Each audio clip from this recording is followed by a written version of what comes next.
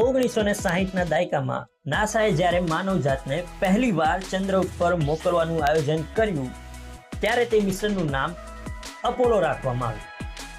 પણ આવું કેમ? તેની પાછળ 3 મુખ્ય કારણો. પહેલું કારણ, ગ્રીક પૌરાણિક કથાઓ મુજબ અપોલોને સૂર્ય, રોશની અને જ્ઞાનના દેવતા માનવામાં આવે છે. એક સમયે અંતરિક્ષ તે અંધકાર અને રહસ્યોથી ભરેલું હતું. તેથી નાસા એવું દર્શાવવા માંગતું હતું કે આ મિશન દ્વારા માનવજાત પોતાના જ્ઞાન, વિજ્ઞાન અને શોધખોળના પ્રકાશથી આ અંધકારને દૂર કરશે. બીજું કારણ, અપોલો એક અત્યંત કુશળ ધનુર્ધારી હતા, એટલે કે આર્ચર હતા, જેમનું તીર ક્યારેય પણ નિશાન ચૂકવું નહીં.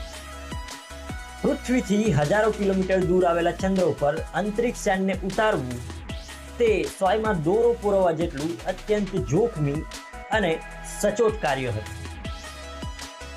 આથી અચૂક નિશાન અને સચોટતાના પ્રતીક રૂપે પણ અપોલોનું નામ ઉપયોગમાં લેવામાં આવ્યું હતું.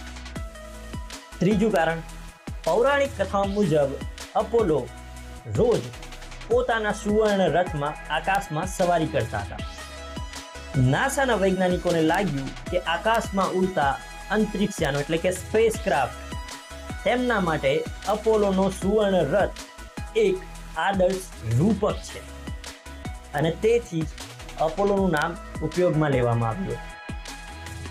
અપોલોની એક બહેન છે જેનું નામ છે આર્ટેમિસ. આર્ટેમિસ એ પોતે ચંદ્રની દેવી છે.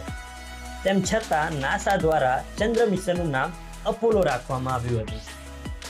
પરંતુ હવે જ્યારે ફરીથી નાસા માણસોને અને જેમાં ખાસ કરીને પ્રથમ મહિલાને ચંદ્ર ઉપર મોકલવાનું આયોજન કરી રહ્યું છે ત્યારે તે મિશનનું નામ તેમણે તેની બહેન આર્ટેમિસના નામ પરથી આર્ટેમિસ મિશન રાખ્યું છે.